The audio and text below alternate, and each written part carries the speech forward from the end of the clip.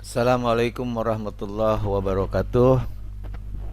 Bapak Ibu peserta peminat pelatihan analisis data kualitatif dengan menggunakan software Atlas TI atau Atlas T yang saya hormati.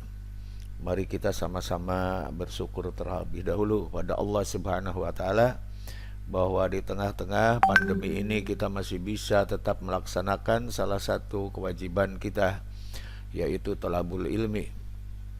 Mudah-mudahan dengan niat kita, thalabul ilmi akan menjadi salah satu bentuk ibadah kita kepadanya. Bapak Ibu sekalian, dalam kesempatan kita belajar bersama tentang Atlas TI ini atau Atlas T mudahnya ya, kita akan sampai nanti ke simulasi data ya. Mudah-mudahan kita dilancarkan, dan sebelum kita memulai dengan simulasi, kita akan bersama-sama terlebih dahulu meninjau tentang data atau analisis data kualitatif dan secara sepintas tentang riset kualitatif itu sendiri ya. Jadi diasumsikan sekarang Bapak Ibu itu sudah mendownload Atlas T8 ya. Sekarang sudah ada Atlas T9. Kemarin di pelatihan mahasiswa juga ada yang sudah mendownload di Atlas T8, tapi tidak apa-apa. Hanya kalau untuk trialnya mungkin nanti akan lebih dibatasi lagi.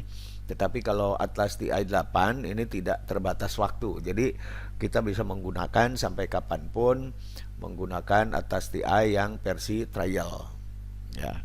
Nanti kita ada gambarannya. Jadi kita asumsikan bahwa Bapak Ibu sekalian sudah memiliki software Atlas TI8 atau yang 9 juga boleh. Yang penting ada Atlas TI-nya ya.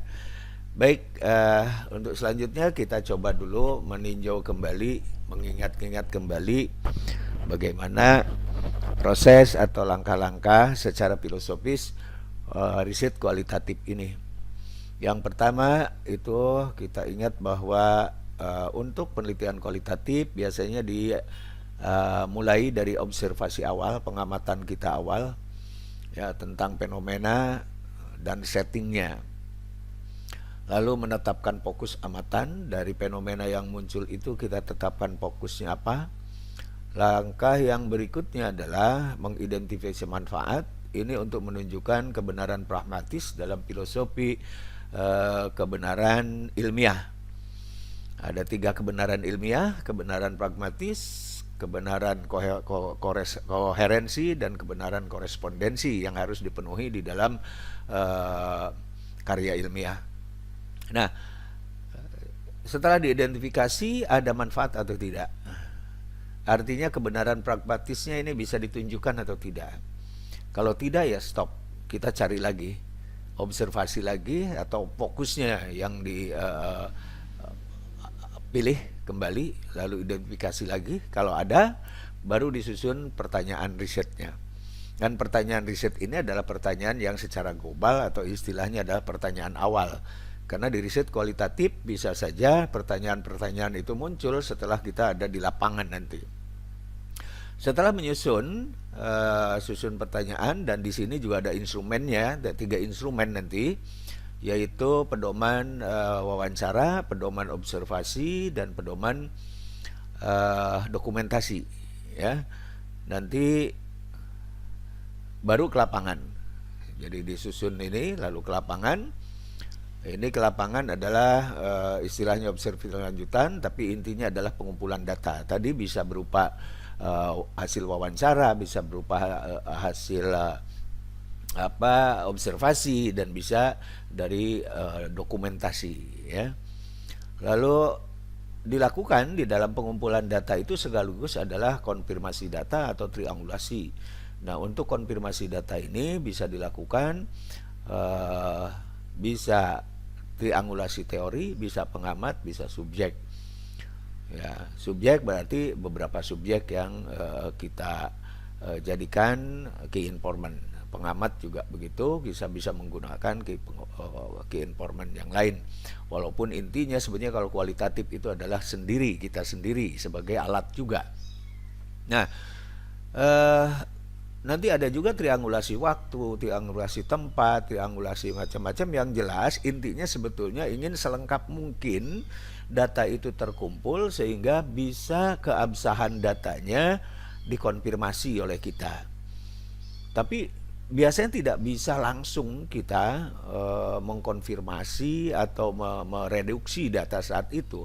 Jadi yang terpenting ini proses triangulasinya itu adalah diselesaikan sebaik mungkin. Ya. Setelah itu langkah berikutnya adalah reduksi data. Reduksi data inilah sebetulnya yang paling rumit, ya. Kalau yang komprehensif apalagi penelitian kualitatifnya ini memerlukan, kalau tradisional memerlukan waktu yang lama, memerlukan kesabaran, ketelitian, kejelian, penguasaan bahasa, ya, dan sebagainya.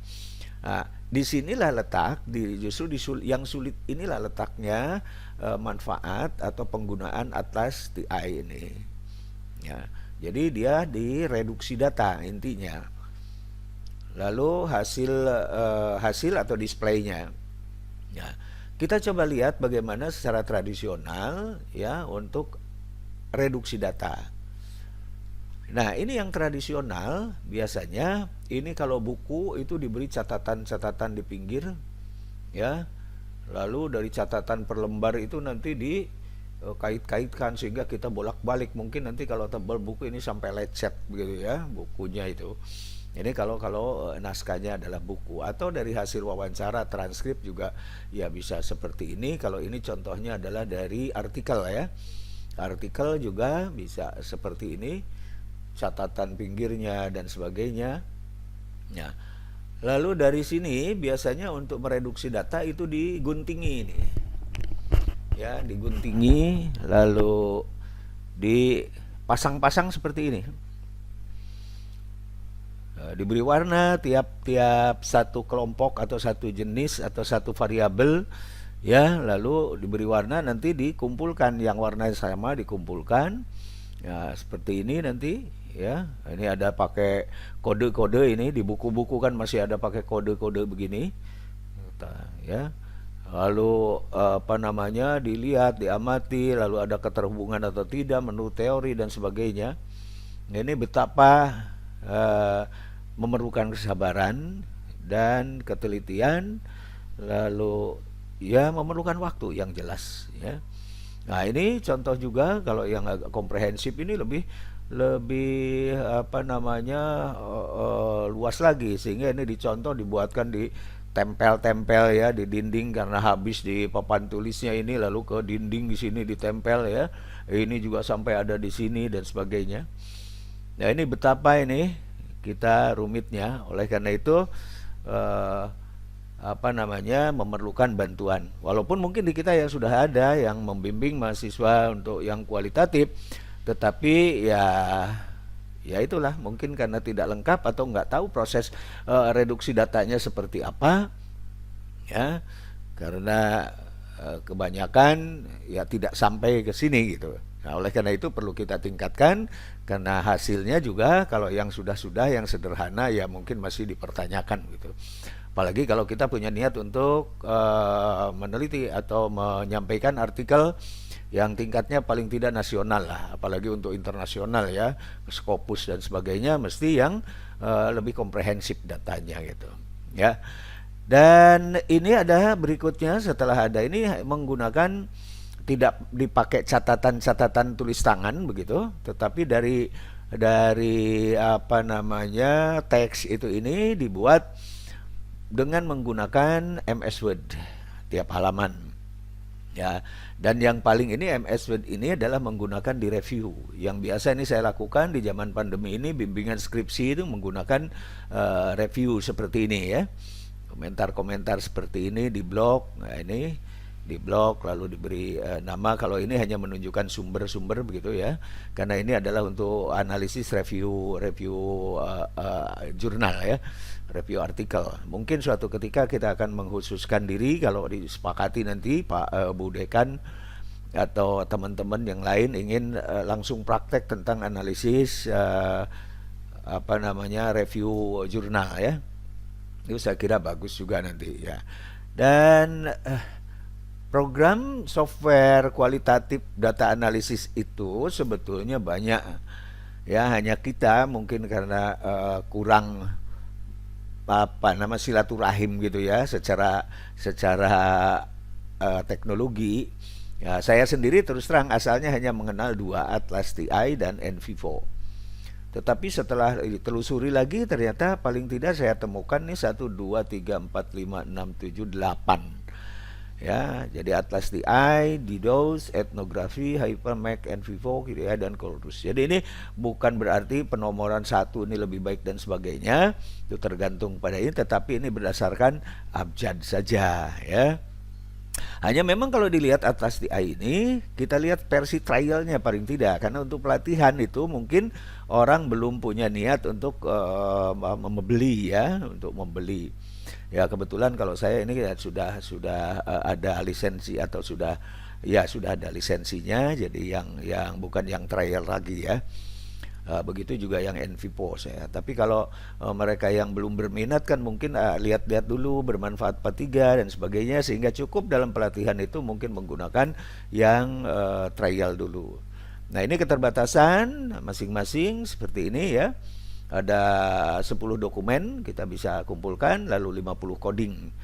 Nah 10 dokumen ini kelihatannya terbatas, tetapi kita ini bisa jadi banyak kalau kita akali. Misalnya dokumennya nanti dikelompokkan, kalau wawancara, kalau observasi, lalu dokumen gitu ya, berupa gambar, foto dan sebagainya. Sehingga nanti yang ini wawancara dengan beberapa orang dijadikan satu file gitu ya. Dijadikan satu file, hanya disebut wawancaranya, sehingga akan banyak gitu ya isinya, karena dia tidak tergantung nanti kepada size, tidak tergantung kepada besar satu file itu besarnya harus seberapa gitu ya. Itu boleh besar, boleh sebagainya. Lalu ini bisa di Windows, ini bisa di Mac, bisa iOS, bisa Android. Jadi ini bisa, yang tiga ini hanya bisa di mana aja ya. Sedangkan yang lain ini hanya terbatas. Seperti etnografi ini hanya untuk Windows saja, dan yang dianalisisnya hanya gambar saja.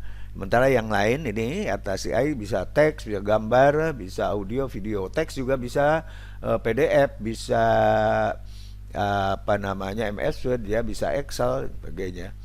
Lalu gambar ya, atau film ya, atau foto ya, foto, lalu bisa audio, bisa video ya. Tapi biasanya kalau audio itu kalau tidak terlalu panjang dia ditranslate ke transkrip ya. Nah ini keterbatasannya yang lain, terutama saya punya yang NVivo 12 ya. Saya juga biasa menggunakan NVivo 12. Jadi kenapa saya tidak pilih NVivo 12 saat ini kepada Bapak Ibu?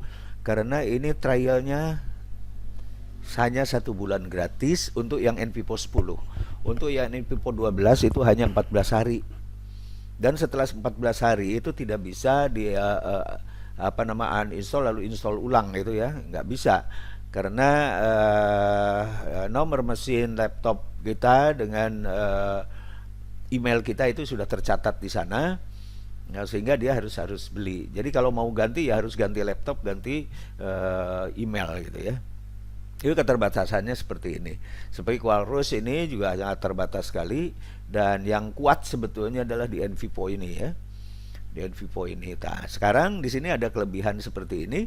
Ini trialnya tidak dibatasi waktu. Jadi Bapak Ibu ini bisa pakai kalau hanya untuk tingkat nasional, saya kira artikel bisa ya cukup untuk yang pakai trial, sehingga nanti tidak dipertanyakan lisensinya. Tapi kalau memang tertarik nanti Bapak Ibu bisa ini. Jadi, caranya sebetulnya kita bisa gabung. Saya punya juga satu software yang memang sedang ngetren juga sekarang, yaitu untuk pemodelan RAS ya, dengan WinShape dan Patchset. itu kita bergabung, kebetulan ada teman di Bulgaria, dia mengumpulkan 30 orang, dan 30 orang, mencari 30 orang yang serius juga ternyata tidak mudah itu.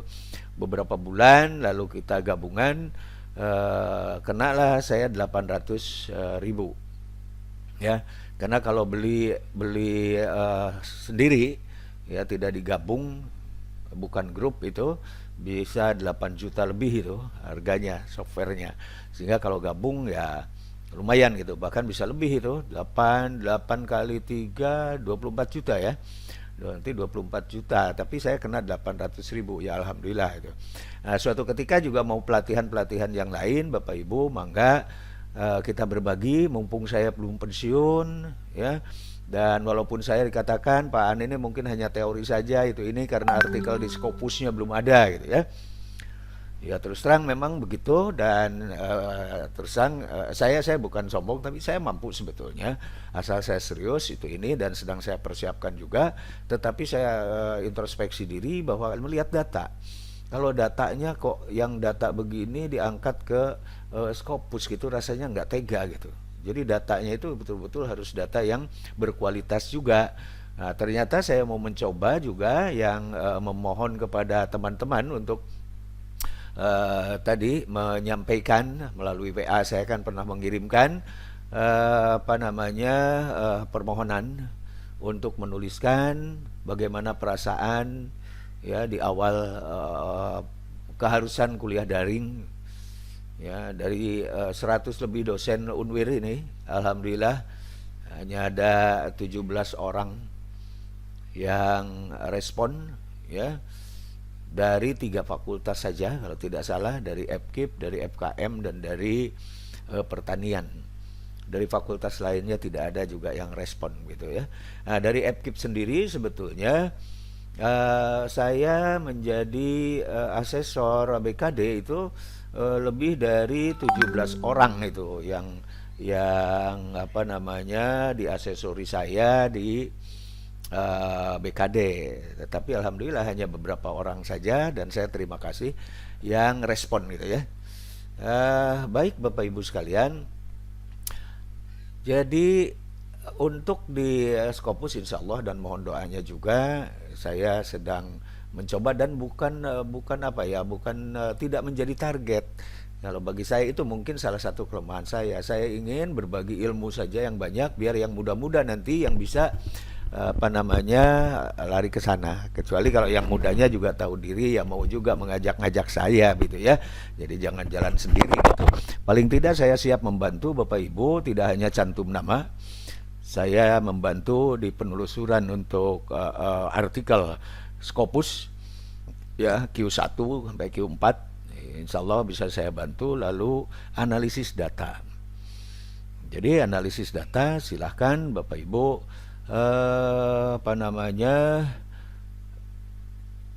minta bantuan ke saya, insya Allah, mau kuantitatif maupun mau kualitatif. Yang kuantitatif saya bisa menggunakan mungkin kalau untuk internasional bisa menggunakan dari mulai dari SPSS, lalu Lisral, lalu Smart PLS, bisa EPIUS ya. Silahkan.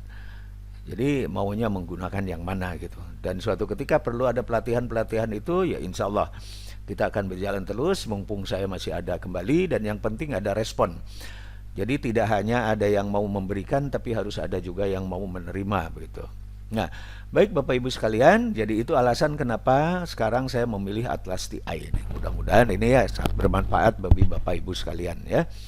Baik, kita lanjut. Jadi tadi Atlas TI ini ada 10 dibatasi 10 dokumen utama. Kalau yang berbayar itu jelas sudah bisa 10 kali lipatnya dari ini gitu ya. Tapi kan kita tidak akan yang besar-besar, dan ini adalah tidak terbatas kepada size-nya, ya, mau beberapa kilobyte gitu ya, mau 1 mega, 2 mega dan sebagainya. Lalu 100 quotation atau data segmen, atau penandaan kita ya, blok lah istilah di kita yang gampangnya itu di blok, yang di blok. Jadi 100 blok. Nah, supaya kelihatan sedikit bloknya yang 100 tapi kita banyak bloknya gitu. Ya, bisa ngebloknya bukan satu kata tetapi satu halaman gitu ya. Atau paling tidak satu satu satu paragraf gitu.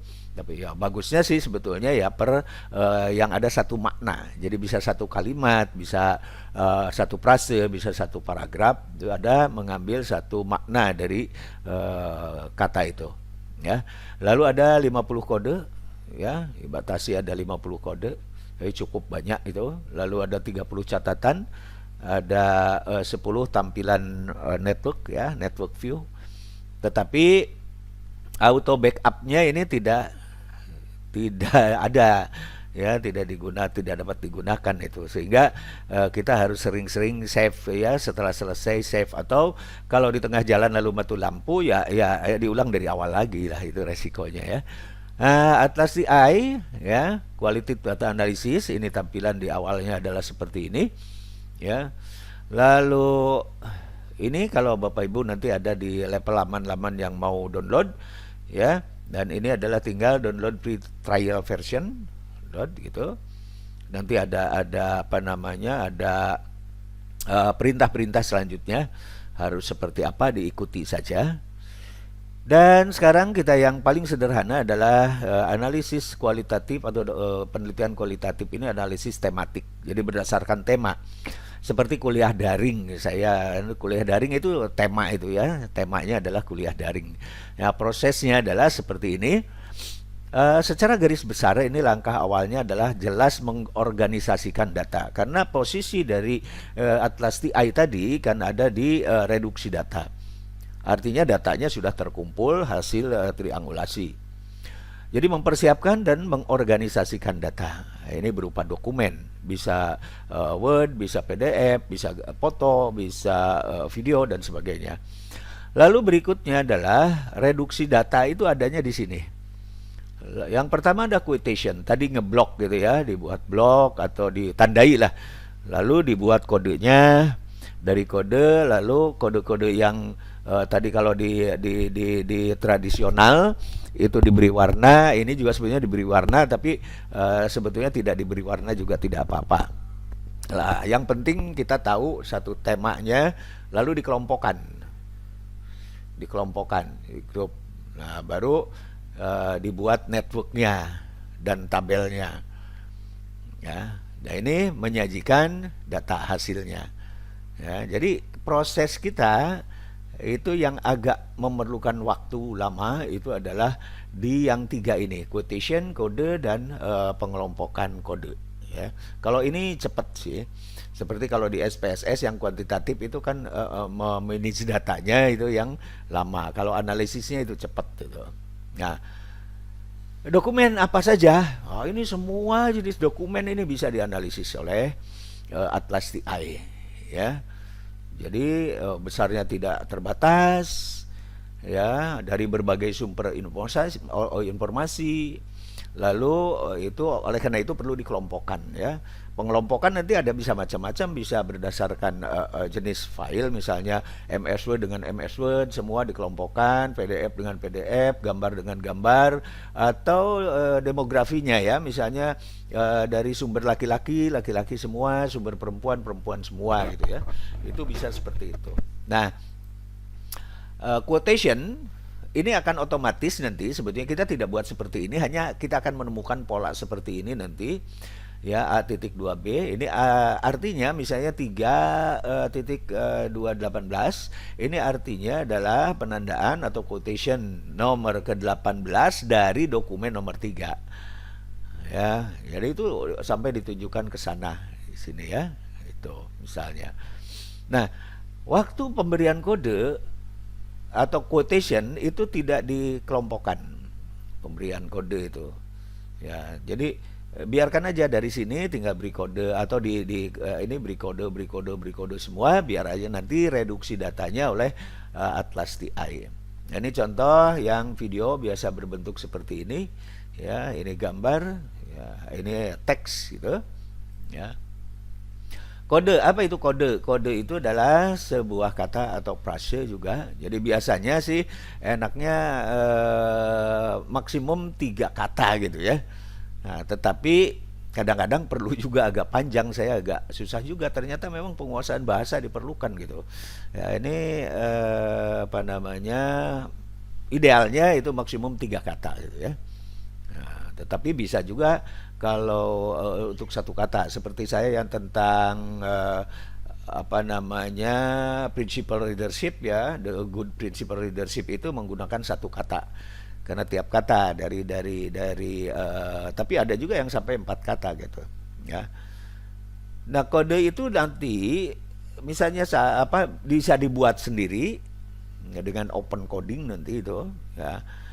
Lalu bisa secara otomatis langsung in vivo coding ya.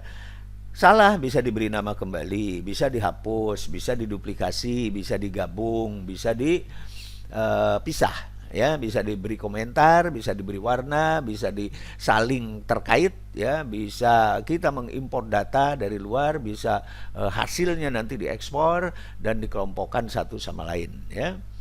Dan semua itu dapat disajikan secara semantik ya di dalam network view nanti. Nah, ini jenis-jenis coding nanti, jenis-jenis pengkodean. Ada open coding, ada in vivo coding, ada list coding, quick coding, auto coding, drag and drop coding, coding with network, focus group coding. Tetapi intinya sebetulnya hanya 2 ini. Ya. Intinya 2 ini sebetulnya hanya pengembangan teknik-teknik cepat ya dari open coding dan in vivo coding.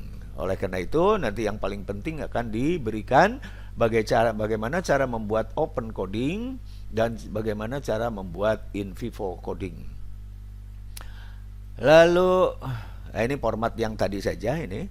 Lalu network ya, ini merupakan visualisasi dari kode, memo, dokumen dan seterusnya. Itu nanti disajikan oleh Atlasti dengan perintah tertentu, yaitu dengan network atau network group itu akan muncul. Dan fungsinya adalah ini merepresentasikan pemahaman tentang data, yaitu merupakan peta kognitif ya. Ada 2 tipe nanti network itu, ada semantik dan ada second order, tingkat kedua. Tingkat kedua itu kalau di in vivo namanya di n vivo 12 namanya parent and child gitu ya. Tapi kalau di Atlasti hanya level 1, level 2 gitu. Jadi anak beranak bercucu dan gitu ya. Nah, ini contoh visualisasi yang tadi tentang sumber ya. Jadi sumber ya, ini menunjukkan sumber saling keterkaitan antara sumber. Ini di sumbernya sama sumber nomor 2, tetapi ada keterkaitan di paragraf tertentu di kode ya. Ini 142 artinya pengkodean di dokumen nomor 2 di quotation nomor 142. Ini berkaitan ternyata, menjelaskan di sini explain, menjelaskan yang sebelumnya ini yang 139.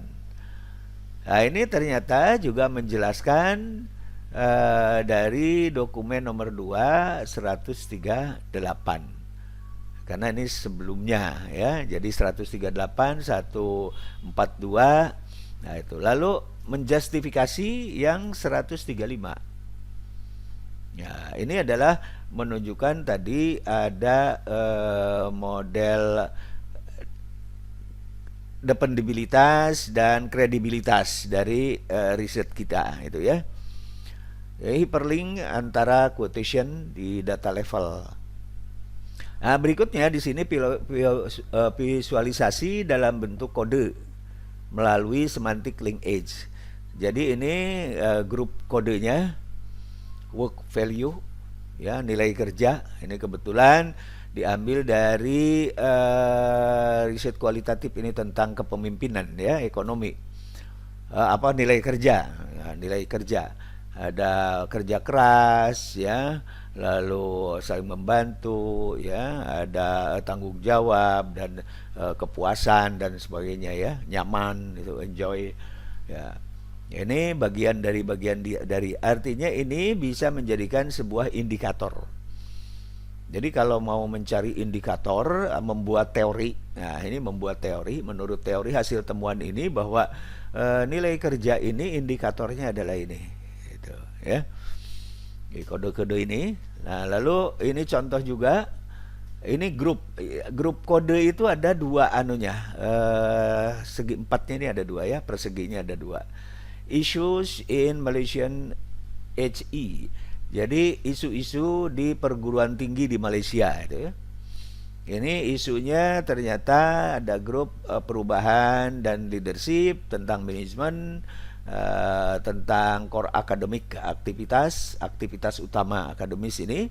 Nilai kerja tadi masuk, relationship. Jadi nilai kerja ini kan nanti bisa dicabangkan lagi ke yang tadi, yang sebelumnya, yang ini. Itu ya.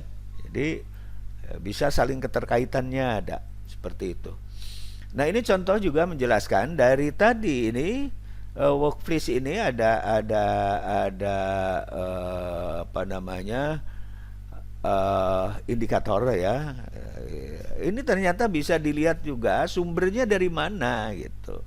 Nah, ini sumber rekognisi image dan rank ya, itu ada di dokumen nomor 5, dokumen nomor 7, dokumen nomor 6 ya. Ini ada semua. Jadi ada ini yang tadi kredibilitasnya, dependabilitasnya ya, lalu ini validitas, reliabilitas lah kalau di apa namanya, kuantitatif ya. Jadi bisa dipertanggungjawabkan seperti ini. Nah, selanjutnya terakhir ada laporan. Ya, kalau laporan ya jelas kan tidak bisa oleh Atlasti ya, kita yang membuat secara apa namanya, biasa ya, tradisional, diketik biasa ya. Nah, itu Bapak Ibu sekalian ya. Ini langkah-langkah membuat mini proyek kecil lah ya. Membuat proyek, mengimpor dokumen, membuat quotation, membuat kode, membuat network, grup lah ya, lalu menggenerasi teori seperti ini. Nah, untuk mudahnya Bapak Ibu bisa ini menjadi catatan. Kalau lupa-lupa bagaimana langkah-langkahnya, saya sudah buatkan di dalam Bahasa Indonesia ini. Yang pertama adalah menjalankan atlas TI, kedua membuat project, ketiga mengimpor file, kita masukkan file-file atau dokumen ya, tadi segala macam dokumen yang berkaitan dengan riset kita ya, di apa namanya, pangan ya. Lalu mengelompokkan file data ya, membuat grup data tadi bisa berdasarkan jenis kelamin, usia, bisa berdasarkan jenis dokumen ya, MS, Word, Excel, PDF ya, terserah, itu tergantung kepada kebutuhan kita nanti. Kalau melibatkan misalnya demografi ya, biasanya berdasarkan demografi ya, dikelompokkan berdasarkan jenis kelamin, misalnya laki-laki atau perempuan ya gitu. Lalu memunculkan word cloud atau awan kata nih ya. Ini opsional, artinya boleh ya boleh tidak, karena ini tidak terlalu fokus, tergantung kepada apa yang akan kita teliti. Kalau yang akan kita teliti itu kebanyakan berupa kata ya, bisa diwakili oleh satu kata setiap makna, maka menggunakan word cloud itu akan sangat membantu. Lalu berikutnya adalah membuat kode atau coding ya. Setelah membuat kode selesai semua, jadi nggak usah mikir apa-apa lagi, buat aja kode begitu. Lalu membuat kelompok kode. Nah, baru dari kode-kode itu kita lihat, kita amati mana yang satu kelompok ya. Bisa dilihat misalnya kelompok sikap, kelompok performance, kelompok soft skill ya, misalnya kalau dari kepemimpinan. Itu di proyek saya tentang good principle leadership, itu saya kelompokkan menjadi attitude, performance, dan satu lagi soft skill yang diperlukan oleh kepala sekolah yang baik gitu ya. Lalu berikutnya adalah membuat kelompok kode. Jadi kode-kode yang sudah dibuat tadi membuat dikelompokkan, membuat jaringan network. Kalau kita menghubungkan antar variabel lah gitu ya, antar amatan, Nah, itu bisa dibuat itu jaringannya. Ini juga opsional. Kalau kita grounded theory itu biasanya tidak memerlukan network antar variabel ya, karena biasanya hanya satu variabel saja lalu ingin mencari indikator-indikatornya. Yang ke-9 ini merupakan hasil visualisasi atau istilahnya display. Bisa dari kode, bisa grup kode, bisa network gitu ya. Lalu memaknai nilai dan laporan, di laporan ya, memaknai nilai kan nanti di laporan gitu ya. Nah, inilah ada 10 langkah Bapak Ibu, bisa tahapan-tahapannya lupa lagi, paling nanti caranya itu ya, caranya bagaimana di Atlas TI. Nah, kita mulai nanti dengan simulasi praktek analisis data ya. Bapak Ibu, kita memulai. Saya mulai sekarang langsung saja saya buka Atlas TI-nya ya. Bapak Ibu sama-sama, yuk sama-sama ya, karena ini yang namanya pelatihan IT seperti ini ya harus langsung praktek, kalau tidak bingung nanti, biar catatan nanti menyusul ya. Nah, ketika buka pertama kali, kalau Bapak Ibu belum pernah membuat project, itu hanya ada dua. Ada create new project dan import project. Kebetulan saya kan sudah ada ini 4 project ya. Proyek yang pertama ini tadi saya katakan sudah memberikan pelatihan kecil ya, hanya beberapa jam gitu, kepada para mahasiswa yang matematik ya, yang akan melakukan penelitian kualitatif untuk bagaimana cara menggunakan Atlas T ya. Ya, karena memang di masa pandemi ini kayaknya kalau mau ke lapangan langsung ke kelas itu tidak dimungkinkan, karena tidak ada kelasnya ya, semua pada daring sementara ini. Oleh karena itu dibutuhkan, walaupun sudah ada boleh lagi ke rumah, atau penelitian kualitatif juga bisa dilakukan. Memang awalnya teman-teman yang lain juga banyak yang mempersepsi saya sebagai orang kuantitatif gitu ya. Karena apa ya, buku statistik saya tulis, walaupun kayaknya kalau di dosen Unwir nggak pada berkenan pada beli gitu ya. Ya itu. Jadi padahal ada itu yang terbitan 2020 itu. Saya stok terbatas yang ada di Pasca itu ya. Saya titipkan di staf TU di Pasca yang mau beli, harganya murah itu ya. Kalau untuk dosen mahasiswa S1 itu 115, dan saya tidak menjual, yang menjualnya tadi saya titipkan ke KTU ya. Baik, kita lanjutkan. Jadi ini saya beri nama proyeknya adalah anak berkebutuhan khusus, karena ini contoh kualitatif untuk mengamati bagaimana perilaku anak yang berkebutuhan khusus. Ya, lalu yang kedua saya buat kemarin ini baru saja artikel untuk ke Universitas Pancasakti Tegal ya. Ada teman saya, tolong saya buat tolong itu, karena memang jarang orang yang mau ngirim artikel ke jurnal yang pertama itu ya. Buatkan saya mohon artikelnya katanya untuk jurnal yang akan pertama terbit. Saya buatkan menggunakan kualitatif ya, dan menggunakan Atlas T itu tentang sikap mahasiswa Pasca itu terhadap mata kuliah statistik terapan itu. Nah, ini saya tuangkan hasilnya di sini. Lalu yang kedua ini sedang saya garap, analisis sudah, ini tinggal penyempurnaan artikel, yaitu Gunung Principle Leadership ya. Saya rencananya ini ingin saya kirim ke jurnal internasional lah gitu ya, pura-puranya gitu ya. Lalu yang berikutnya ini ada tugas waktu pelatihan saya. Lalu sekarang ini kita akan buat itu contoh nanti kuliah daring ya. Ini kalau perlu ini saya hapus dulu gitu ya, delete project gitu. Nah, oke. Jadi hanya ada 4 ini. Nah, Bapak Ibu hanya ada 2 ini, dan untuk pertama kali tadi langkah kedua dari run project itu adalah create project ya, create project, lalu beri nama, ya, dan sesuai dengan data yang terkumpul awal, yaitu saya membuat nama kuliah daring gitu ya. Nah, Bapak Ibu terserah kalau ada yang punya data lain juga, kebetulan sekarang mau sama-sama mencoba dengan menggunakan Atlasti lalu dilanjutkan nanti di rumah, Bapak Ibu bisa memberi nama proyeknya sesuai dengan penelitiannya ya. Baik, setelah itu tinggal di klik create ya. Jadi setelah diberi nama, klik create ya. Tunggu, karena ini biasanya memerlukan waktu lama, tergantung ya, lamanya relatif ya, tergantung laptopnya ya.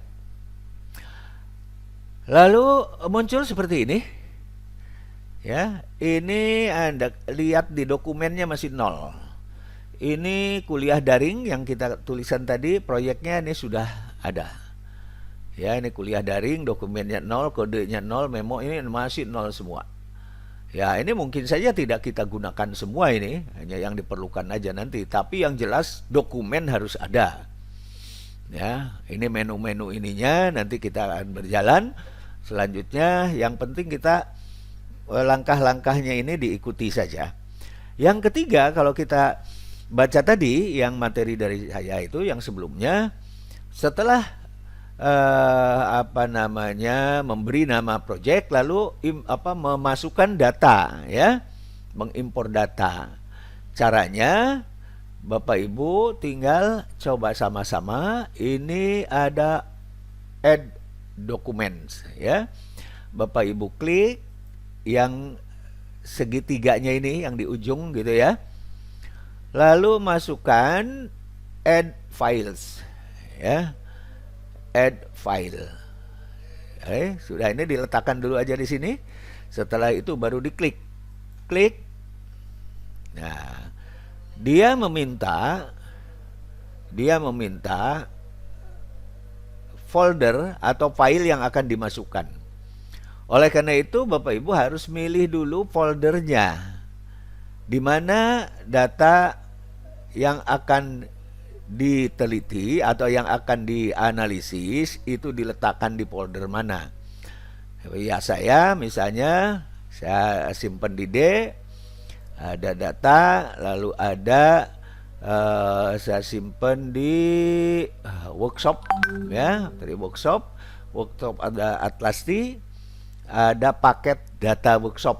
Nah, ini mudah-mudahan ini Bapak Ibu sudah nyampe ya, ada datanya. Nah, ini ada datanya sudah sampai semua. Bapak Ibu bisa satu-satu, tapi ya ribet satu-satu ya. Misalnya udah semua aja ini di blok ya, caranya di blok semua. Jadi diklik satu, lalu ke ujung tekan save, baru klik gitu, nanti ini semua ya. Kalau Bapak Ibu kalau sudah copy begini kan paling jago lah gitu ya. Nah, setelah itu tinggal open, klik open ya. Ada proses, dia sedang convert data ya yang kita miliki ke proyek. Kalau sudah berhasil Bapak Ibu, tinggal dilihat ini di dokumen sudah ada 8. Karena ada 8 dokumen tadi yang kita masukkan. Ya. Untuk melihat dokumennya, dokumen apa saja, Ibu ini yang segitiga Bapak Ibu tinggal diklik aja. Nah, penomoran dokumen ini sudah otomatis ya, diberi nomor dokumen. Ini nama dokumennya, ini nomor. Kalau nama dokumen dari kita, kalau nomor dokumen itu diberikan oleh Atlas TI. Ya, dokumen 1, 2 sampai dokumen 8. Berikutnya kalau Bapak Ibu lihat ini tinggal klik 2 kali yang ini, pindah ada ke sini. Ya. Yang kedua adalah mengelompokkan dokumen. Mau berdasarkan apa? Saya contohkan saja. Di sini dokumen laki-laki, perempuan, lalu Ini tidak perlu dikelompokkan yang gambar tadi ya, lalu suka duka kuliah daring, video ini ya, video. Ya, ini tidak perlu dikelompokkan, sehingga saya mengelompokkan caranya untuk laki-laki ini kebetulan sudah tersusun karena saya membiasakan begitu. Ada 3 nih. Nah, setelah di blok, Bapak Ibu ini tinggal klik kanan ini ya, klik kiri ya, yang kiri, tekan terus, geser ke sini. Tuh. Sok sama-sama. Klik. Nah, nanti minta dia nama grupnya. Tadi saya mengelompokkan ini berdasarkan gender atau jenis kelamin. Ini adalah file dari dokumen dari laki-laki. Jadi saya tulis laki-laki ya. Itu lalu create. Nah, ini sudah ada kelompok laki-laki. Lalu yang perempuan sama di blok. Kalau terpisah ya pakai kontrol kan, udah terbiasa itu, dipilih file-file mana lalu dikelompokkan. Ini kembali tekan tombol kiri lalu geser ke kanan, ke kiri ya, ke kiri, lepas. Akan muncul dia minta nama grup dokumen. Jadi bisa beri nama tadi, kalau laki-laki itu lawannya perempuan ya. Kalau pria dengan wanita. Create. Udah perempuan. Jadi udah ada 2 grup saja lah. Nanti Bapak Ibu bisa aja nih berapa grup ya. Yang saya itu ini hanya tercetak gini ya. Di sini sebetulnya sama 3, tetapi dia terbatas hanya beberapa karakter gitu ya. Nama grup itu tidak bisa panjang-panjang, walaupun bisa kita ketikkan, tapi yang ditampilkan ini hanya terbatas. Nah, sudah mengelompokkan. Berikutnya adalah memberi kode kan. Coba dilihat lagi di materinya. Saya lihat tuh di materi tadi ya, yang langkah-langkah dari saya. Nah, ini ya. Membuat proyek, mengimpor data, mengelompokkan file, grup, memunculkan word cloud. Ya, kita coba memunculkan word cloud itu hasilnya seperti apa. Kita kembali lagi ke Atlas TI. Bisa misalnya word cloud untuk apa? Seluruh dokumen ini, diklik di sini dokumen ini. Ya. Klik itu udah ada warna begitu, lalu ini ada word cloud. Ya. Jadi tinggal diklik aja word cloud. Nah, akan muncul. Yang dicetak tebal, besar, itu adalah yang paling sering muncul. Ya. Ini yang paling sering muncul adalah kata yang, kemudian kata daring, kemudian kata mahasiswa, kemudian kata perkuliahan, dan seterusnya ini. Ya, dan ini bisa di geser-geser ya, makin sedikit makin mana yang paling banyak gitu ya. Nah, itu sini ya. Nah, ini word cloud ya. Jadi kalau yang melihat kata banyak mana yang muncul, yang terutama nanti untuk bahasa Indonesia misalnya, untuk apa ini, untuk bahasa Inggris, nah ini bisa dengan word cloud. Ya. Lalu menghilangkan, menghapus ini tinggal di close saja yang ini. Ya, di close saja. Close. Nah. Ya. Lalu berikutnya setelah word cloud, kalau yang tidak tahu, tapi Bapak Ibu bisa coba ya, yang trial bisa apa enggak. Kalau saya yang lisensi itu bisa diekspor ke Excel. Jadi tadi kata-kata tadi itu sudah ada data di Excelnya. Jadi di sini diklik export, ya. Lalu yang mau munculkan apa, ya? Apa kata, apa ID, apa dokumen, apa media tipe, apa komen, atau lokasi, atau quotation, ya. Saya termasuk ini, saya masukkan kode misalnya ya. Diklik aja yang mau itu. Nah, lalu tinggal di export. Klik export. Ya, dia muncul Excel. Nah, ya. Jadi laki-laki lah ini dokumen grup, kuliah Zoom ini untuk dokumen ya. Ya karena tadi yang dikliknya hanya itu. Nah, sekarang ini tinggal close saja kalau ini tinggal Shift S kan. Sekarang kita coba lagi yang ekspor ini. Kita lihat dokumennya diklik tidak. ID-nya tidak misalnya. Kodenya oke, lalu quotation oke, ya, lalu export misalnya. Nah, ini bentuknya jadi seperti ini. Ya, bentuk. Karena kita apa? Karena quotation kita belum buat, belum apa-apa kan. Ya, nanti ini akan kita coba praktekkan kalau sudah lengkap. Ya. Baik, Bapak Ibu sekalian, kita lanjutkan sekarang. Langkah berikutnya adalah setelah awan cloud ini membuat kode atau coding. Nah, disinilah yang paling penting, Bapak Ibu sekalian.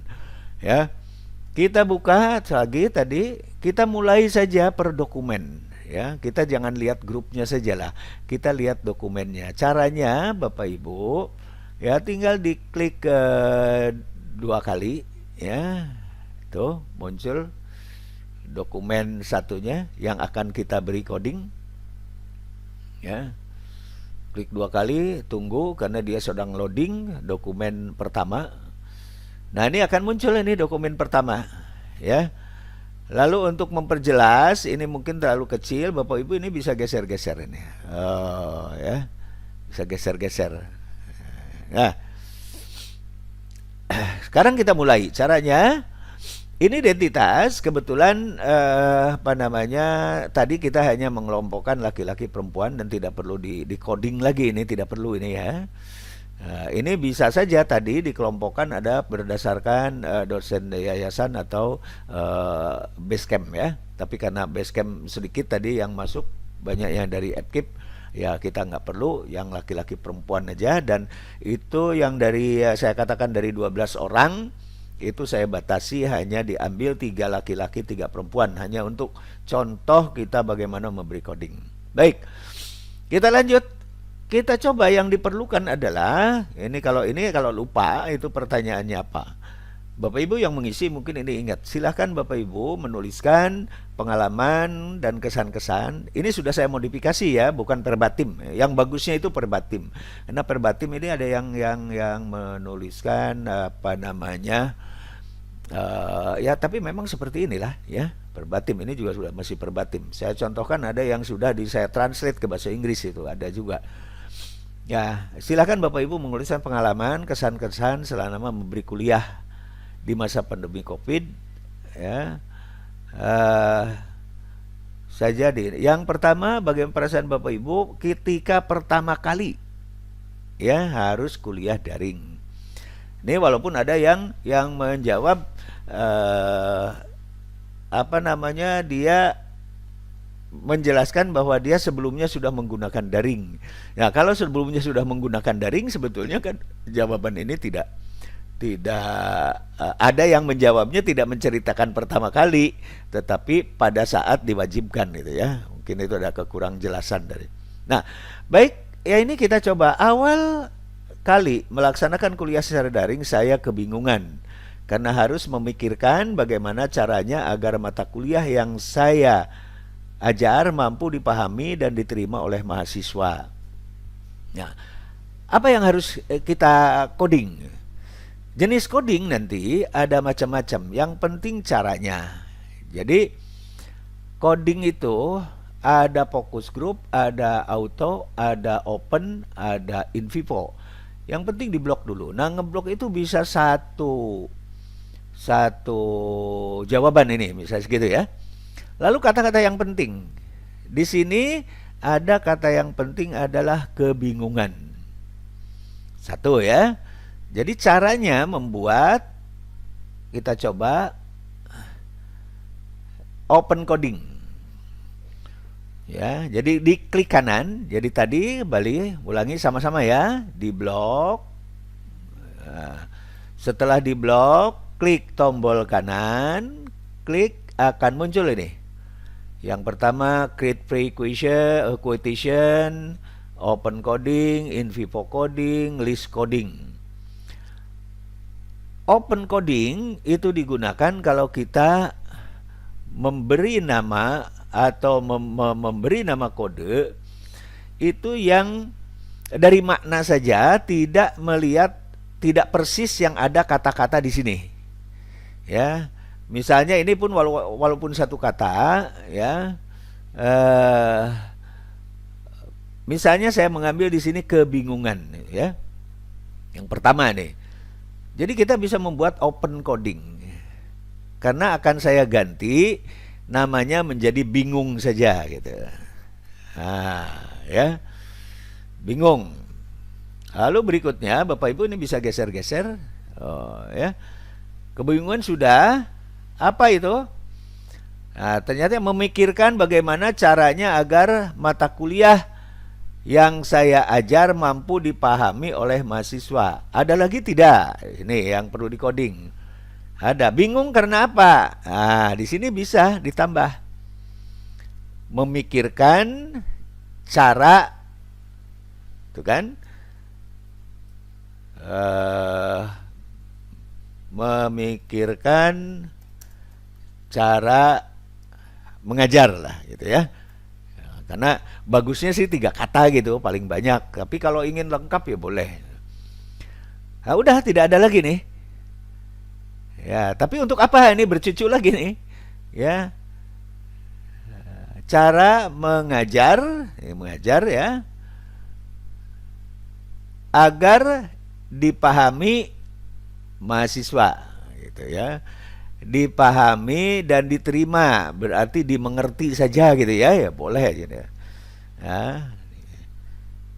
Agar dimengerti mahasiswa.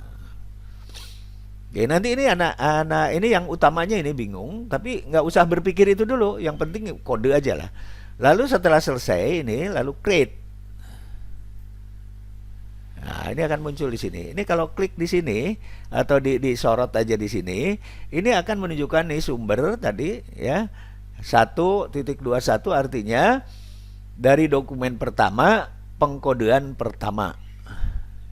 Itu ya. Itu akan muncul ini. Lalu berikutnya peristiwa apa yang mengesankan ketika pertama kali mengajar dengan daring? Di sini adalah di blok seluruhnya ya. Nah, apa ini? Membuat materi kuliah ya. Membuat materi kuliah ya.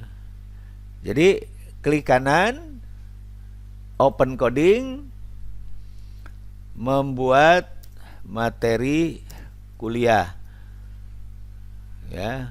Apa keistimewaan membuat materi kuliah? Ini ada anaknya di bawah nih. Sampai tengah malam. Biar dijadikan 2 coding aja ya. Sampai tengah malam. Ini luar biasa kan dosen itu ya. Create. Ada lagi ya. Oh, tadi ini salah, ini ngeblok sampai ke sini ya. Ah, ya ngeblok sampai ke sini. Bagaimana ini? Diklik saja yang itu ya, yang ada birunya ini, lalu delete. Lalu kita blok ulang.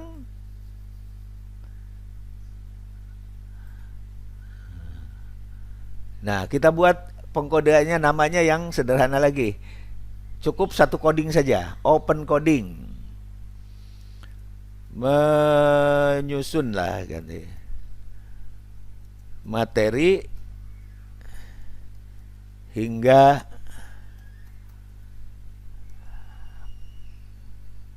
malam gitu ya. Nah, itu ya. Atau sampai larut malam ya. Biar coba sampai 4 ini ya, 4 kata, 5 malah, larut malam. create. Nah, sekarang yang ini media IT apa yang digunakan selama pembelajaran daring? Nah, ini bisa menggunakan in vivo coding. Karena satu kata saja, misalnya saya klik di sini, klik di blok, klik kanan, pilihnya in vivo coding. Klik. Nah, di sini sudah langsung. Jadi kita tidak usah ngetik. Ya. Lalu WhatsApp. Di blok lagi, klik kanan, in vivo coding. Ya. Nah, itulah penggunaan perbedaan antara open coding dan in vivo coding. Lalu kesulitan apa yang dialami selama memberi kuliah melalui daring? Ya. Mahasiswa ada beberapa yang belum paham karena disebabkan motivasi dan kepemahaman intern diri sendiri. Ya. Lalu mahasiswa mengalami kendala sinyal, tidak memiliki perangkat IT, waktu yang disediakan harus banyak. Nah, ini pakai in vivo coding atau open coding? Ya, pakai open coding. Kalau pakai open coding ini blok aja semua. Oh, ya. Lalu dilihat. Nah, itu open coding. Apa itu di situ kesulitan memberi kuliah daring? Ya. Yang pertama, ini kalau kita lihat apa itu? Belum paham, disebabkan belum paham, ya. Maksudnya apa ya? Mahasiswa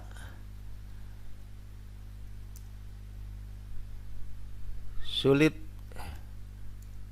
memahami materi. Nah, baru ada anaknya itu. Ada anaknya. Anaknya apa? Motivasi dan kemampuan internal lah, ya, itu maksudnya. Motivasi, ya, motivasi ya, kalau mau lengkapnya motivasi belajar daring gitu ya. Lalu berikutnya tadi yang dimaksud kepemahaman internal diri sendiri. Ya, yang dimaksud mungkin apa? Kemampuan, ya, kebatasan kemampuan memahaminya. Ya, ada lagi? Ada, masih tuh. Tidak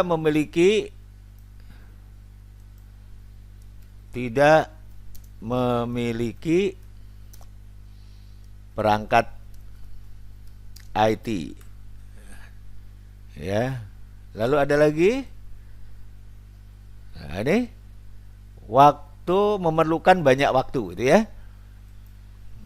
Memerlukan banyak waktu.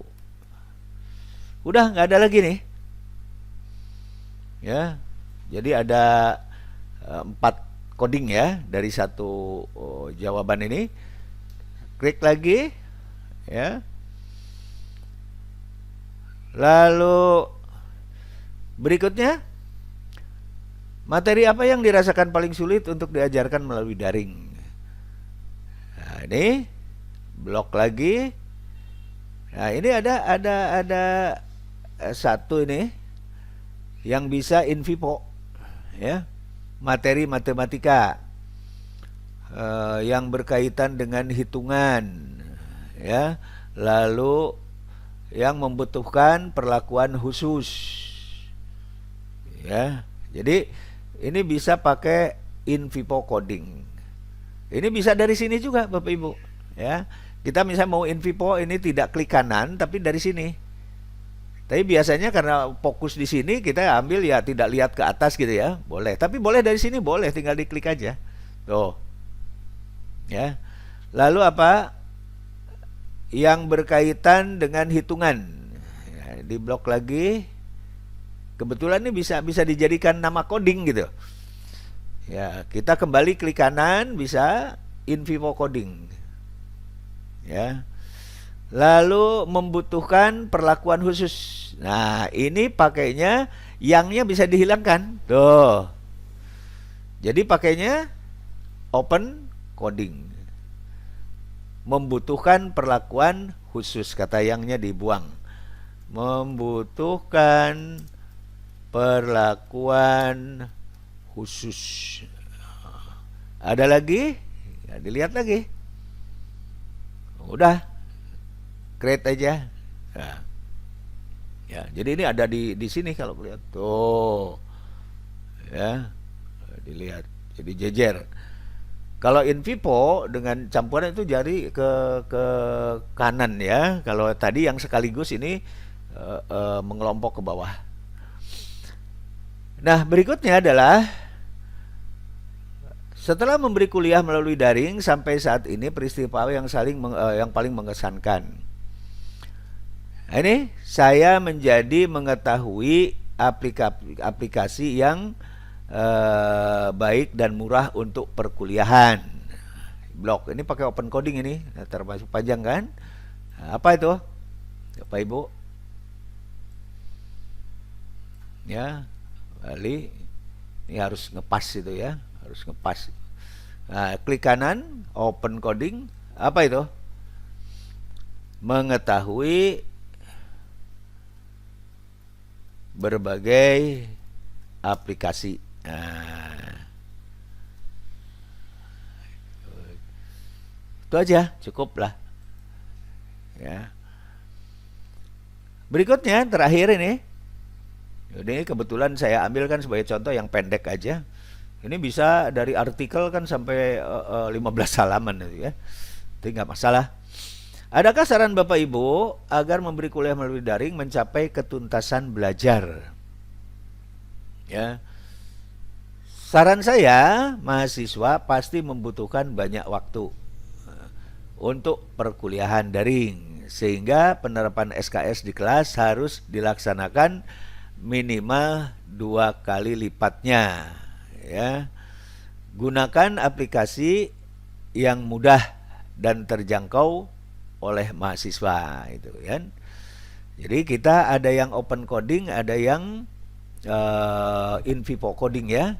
Kalau membutuhkan banyak waktu itu karena 3 itu dikit ya, berarti bisa pakai in vivo dan bisa dijadikan. Jadi ini bisa klik sekali lagi dari sini in vivo coding ya. Lalu apalagi saran berikutnya? SKS yang dimaksud ini waktu ya. SKS di kelas harus dilaksanakan dengan minimal 2 kali lipatnya. Ya, berarti ini jam ya, satuan SKS digandakan. Lah gitu ya. Oke lah, setuju aja. Nah, open coding. SKS perlu digandakan. Karena memerlukan waktu sih tadi ya.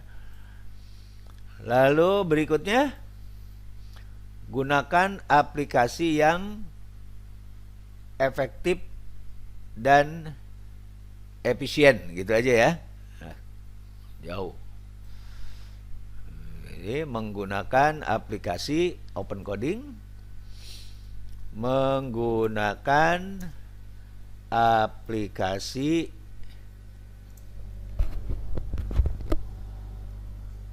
mudah, yang murah dan mudah itu ya. Gitu aja lah. Yang murah dan mudah. Nah, nggak apa-apa. Nanti Bapak Ibu bisa menggunakan ini lebih dari 3 itu ya, nggak apa-apa lah, kita coba aja. Ya. Nah, udah itu satu. Ya, kita contohkan yang kedua. Ya, tinggal setelah selesai itu tinggal diklik yang kedua. Ya, jadi sudah selesai itu. klik yang kedua. Nah, macam-macam ini jawab ini. Nah, ini panjang ini. Ya, ini bisa pakai open coding. Di blok aja semua. Wah, kita cari. Pandemi tentu hal ini merupakan pengalaman pertama melakukan daring di mana antara dosen dan mahasiswa langsung. Diperlukan fasilitas pendukung sehingga perkuliahan daring dapat terlaksana dengan baik. Berkaitan dengan di atas, pertama kali kuliah daring adanya kekhawatiran. Nah, ini yang perlu. Nah, ini berarti pakai in vivo coding ya. Kedua, kurang respon. Khawatir apa nih? Kurang mahasiswa, kurang respon dari mahasiswa gitu ya. Nah, ini blok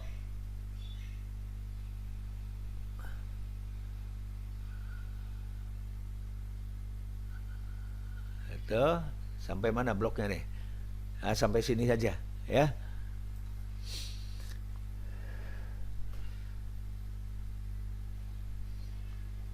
Khawatir ini berarti anak dari sini sebetulnya, tapi ya kita kelompokkan aja karena kita membuatnya ini in vivo open coding ya. Kita ini open coding juga. Nanti itu urusannya. Tadi geser kalau tidak terbaca. Apa itu? Mahasiswa kurang respon gitu aja kan. Mahasiswa kurang respon. Kekhawatirannya seperti itu.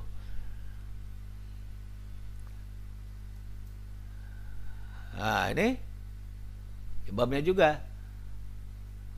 Nah, ini tapi nggak ini untuk berkaitan dengan pertanyaan kan?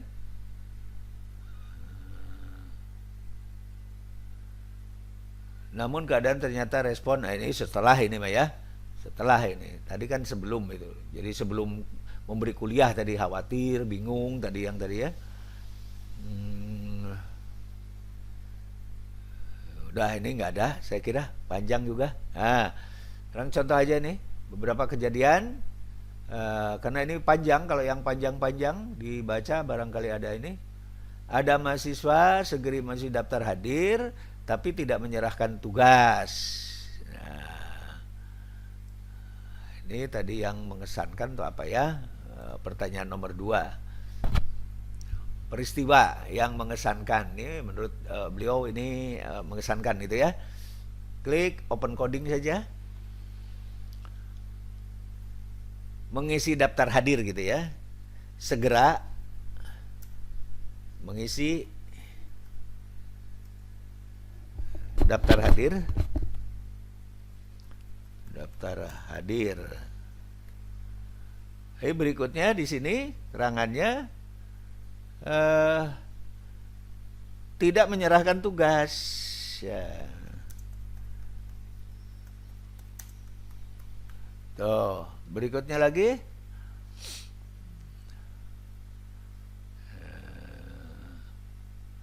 Ini kemungkinan ini boleh juga ditulis. Ya, tidak memahami materi.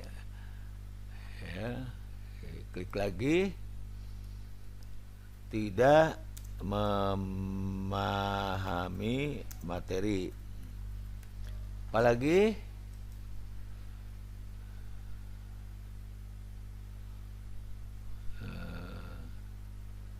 alasannya tidak punya kuota ya.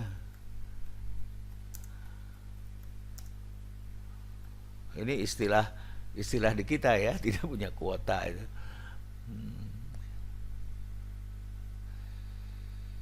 Ya, saya kira itu aja dulu sebagai contoh ya. Kita klik.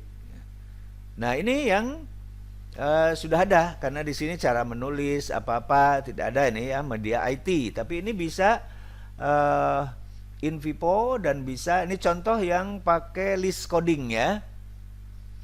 Nah, ini ada Zoom kan, Google Classroom, lalu Zoom. Ini ya. Jadi ada 2. Yang ditanya hanya ATI saja, penggunaan IT, tidak sebab-sebabnya ya. Oleh karena itu ini walaupun ini sama tapi cara menulisnya ini akan berbeda begitu, sehingga menggunakan caranya list coding. List coding itu menggunakan dari yang sudah ada. Google Classroom nulisnya gimana? Nah, ini sudah ada. Ya, Google Classroom. Tinggal diklik aja. Lalu OK. Itu list coding. Klik, masuk situ. Lalu zoom-nya ini bisa pakai, karena belum ada kan? Nah, pakai in vivo. Ya, in vivo. Nah, berikutnya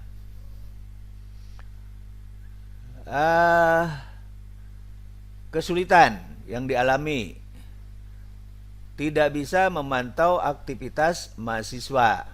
Ya, gimana tuh? Kesulitan memantau aktivitas, gitu aja ya. Nah, berarti pakai open coding. Ya, di blok. Ya. Tuh.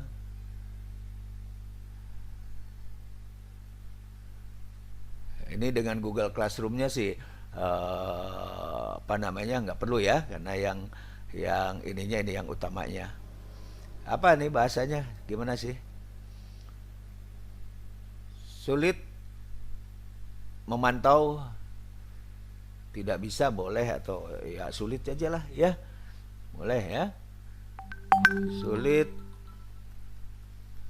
memantau aktivitas. Nah, gitu aja lah yang dimaksudkan mahasiswa. Udah. Lalu begitu secara detail ya. Memantau detail aktivitas. Nah, gitu aja lah ya.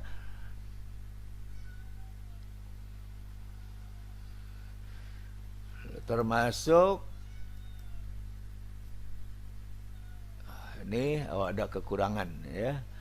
Ada kekurangan, dihapus saja, del, lalu blok kembali. Ini semuanya aja di blok ya. Satu, sulit memantau detail aktivitas. Yang kedua, sulit memeriksa keaslian karya. Ya, karya mahasiswa yang maksudnya. Karya mahasiswa yang dimaksud. Oke, great. Yang kelima ini apa tuh? Materi apa yang paling sulit diajarkan? Nah,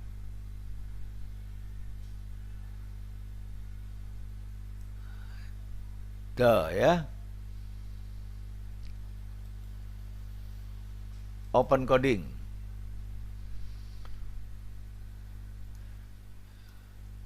Yang memerlukan banyak penjelasan. Tuh, ada lagi?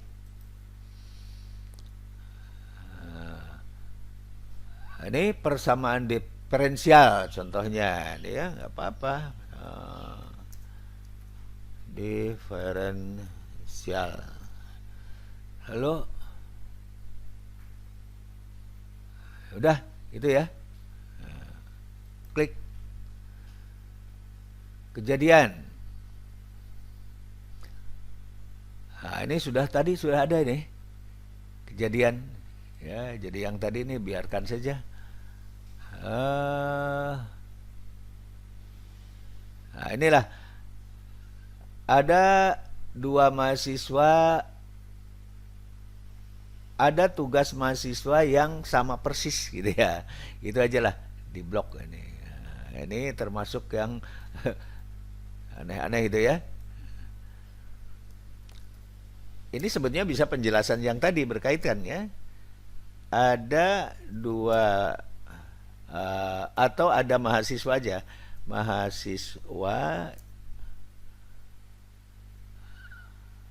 karya ya. Karya lah, mau tugas boleh. tugas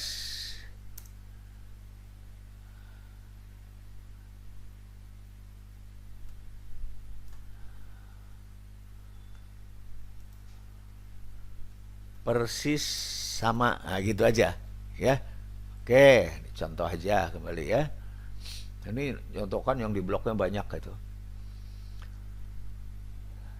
Ini yang terakhir, tadi list coding sudah ya, quick coding nanti. Nah, ini Bapak Ibu open coding juga ya. Apa nih sarannya? Fasilitas yang mendukung gitu aja ya, bervariasi yang fasilitas yang mendukung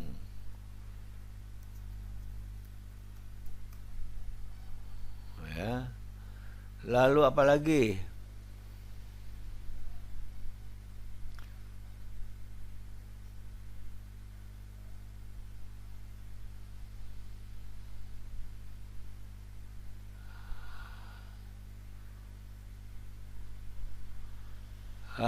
Kuliah tanpa terpengaruh langsung, mereka bisa melakukan video call ya.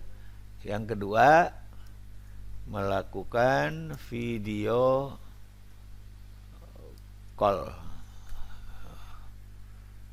Oke, itu aja. Nah, Bapak Ibu sekalian, yang ketiga, 4 sampai itu semua itu diselesaikan seperti itu. Nah, caranya kalau tadi yang satu kata lalu sudah ada di list, maka menggunakan list coding. Tapi Bapak Ibu kalau males misalnya macam-macam, mau menggunakan open dengan InVivo saja boleh. Tapi list coding itu untuk mengantisipasi kalau sama ya, kodenya sama tapi Bapak Ibu salah menulis, nanti akan dianggap berbeda. Nah, itulah kegunaan list coding, supaya persis sama menulisnya maka menggunakan list coding gitu ya.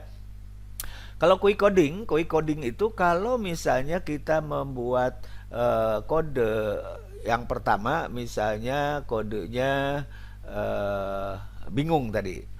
Nah, berikutnya ada bingung juga. Nah, itu tinggal di blok lalu menggunakannya diklik quick coding. Ya, itu jadi langsung persis sama gitu dengan yang sebelumnya di coding gitu ya. Itu walaupun itu udah satu kalimat misalnya yang ininya, tapi yang diambil satu kata atau satu kode yang sama dengan yang persis sebelumnya, belum belum menggunakan coding yang lain gitu, jadi persis satu itu dengan menggunakan quick coding. Nah, auto coding ini untuk kondisi-kondisi khusus lah, yang tadi satu kata dan sebagainya ya, yang persis. Karena kalau kita menggunakan auto coding di sini nanti akan tidak ada yang tidak terpantau gitu. Jadi saya lebih menyarankan dua ini, paling tidak tadi yang ketiga ini ya, quick coding aja saya kira dengan info coding itu nanti, atau list coding ini udah cukup ya.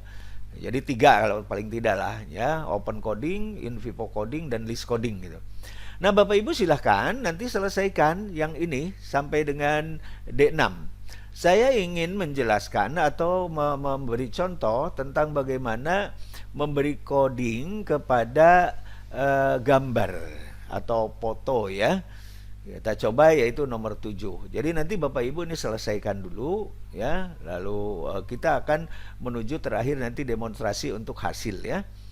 Saya lihat tinggal klik aja yang 7 ini, zoom. Nah, ini ya. Ini tinggal dibuka kalau tidak kelihatan. Nah, itu ya. Nah, ini kuliah saya ini. Nah, bagaimana cara mau yang diisinya? Ya. Nah, contoh misalnya saya ingin mengcoding ini. Jadi tinggal klik kanan tuh ya. Saya ulang, klik kanan, dibuat. Tuh, di blok begitu ya. Jadi klik kanan, kiri ya. Klik kiri, kembali saya ulang. Klik kiri, jangan dilepas, lalu dibuat kotak begitu di daerah yang akan itu ya. Nah, ini apa codingnya? Ya, bisa saja tidak terpantau aktivitasnya itu ya, misalnya tadi ya. Atau tadi apa sih? kesulitan atau apa. Kita list coding aja pakainya misalnya. Ada nggak? Belum. Nah, list coding, pakainya list coding. Klik list coding. Tadi ada nggak? Bla bla bla bla, kemampuan memahami mahasiswa kurang, sulit melakukan baca, memikirkan cara menggunakan aplikasi. Kalau tidak salah ada. Nah, ini ya, sulit memantau detail aktivitas. Diklik OK. Nah, jadi jadi ini menunjukkan sumber. Kalau dilihat ini sumbernya adalah dari JPG. Ini zoom dari gambar ini, ya. Nah, itu satu aja contohnya. Jadi yang lain juga sama itu. Kalau ada gambar-gambar apa seperti itu caranya. Nah, berikutnya adalah bagaimana cara yang untuk video. Ya, saya coba klik yang berikutnya. Ya, lalu Anda putar ini videonya. Nah, ya. Videonya Anda putar. Bisa digeser. Ya. Tidak bisa digeser.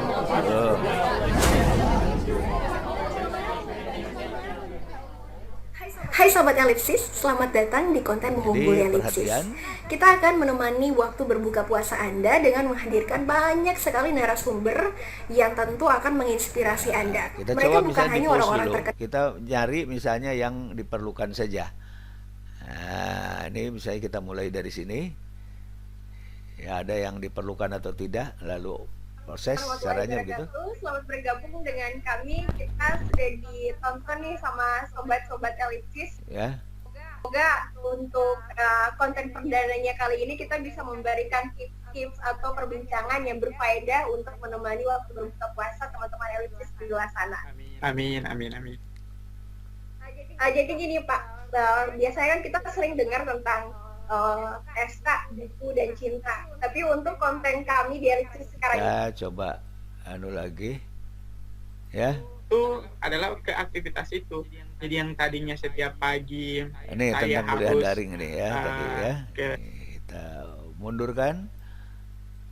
Jelas ada dari aktivitas di rumah, kemudian aktivitas di luar rumah pun itu pasti punya dampak atau punya perubahan. Yang tadinya kalau untuk aktivitas sehari-hari misalkan yang sering bisa beraktivitas di luar dengan sebebas-bebasnya. Nah, di jam-jam ini aja contoh dulu ya. Jadi sekarang nanti di post caranya ini tadi dari awal mana? Tadi ada kata yang penting, ada perubahan perilaku tadi ya, atau perubahan kebiasaan. Jadi kalau membahas tentang perbedaan atau dampak corona ke aktivitas sehari-hari, jelas ada dari aktivitas di rumah, kemudian aktivitas di luar rumah pun itu pasti punya dampak atau punya perubahan. Yang tadinya kalau untuk aktivitas sehari-hari ya, perubahan perilaku lah ya tadi. Jadi dicatat ini dari menit keberapa sampai menit keberapa di sini ya. Nanti dianukan di sini. Tuh. Ulang lagi dari sini. Nanti kita coba ini ditandai ya. Tandai, diklik ya. Dari menit keberapa sampai ke berapa gitu. Membahas tentang perbedaan atau dampak corona. Sebenarnya kalau melihat dari situ, banyak bisa post. Ya, ini di blok sama. Nah, ini beri coding. Open coding tadi, perubahan perilaku.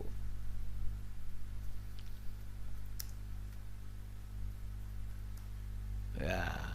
Ini sebetulnya kalau dilanjutkan, itu ada menarik ini yang tentang dosen perasaan tadi yang berkaitan dengan ini. Walaupun ini saya ambil dari IAIN Gorontalo ya. Tetapi di sini ada apa namanya pernyataan-pernyataan bagaimana perasaan dosen menghadapi mahasiswa, termasuk tadi ada konfirmasi, ini termasuk triangulasi tadi kan, apa memantau aktivitas mahasiswa, kesulitannya sebenarnya ada di sini.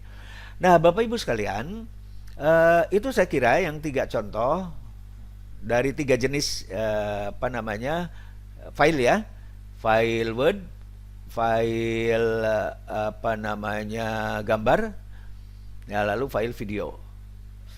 Nah, untuk yang lain audio itu sama dengan yang ini, hanya kan tidak ada gambarnya aja. Jadi dilihat menitnya di blok aja. Klik kiri, geser, di blok, di menit keberapa, itu mengatakan tentang apa. Karena ini akan ada sampai ke menit-menitnya itu ya. Nah, untuk selanjutnya Bapak Ibu silahkan dulu selesaikan semua ya. Saya berharap Bapak Ibu sambil berlatih, mohon sabar walaupun ada waktu, karena memang supaya bermanfaat nanti diselesaikan sampai semua file terselesaikan. Bapak Ibu kalau yang sudah ada kembali lagi kata-katanya bisa menggunakan list coding ya, yang baru itu menggunakan open coding. Kalau yang baru tetapi dia hanya satu kata atau bukan satu kata, kodenya persis dengan kata-kata yang ada di quotation atau yang kita blok, maka dengan in vivo coding.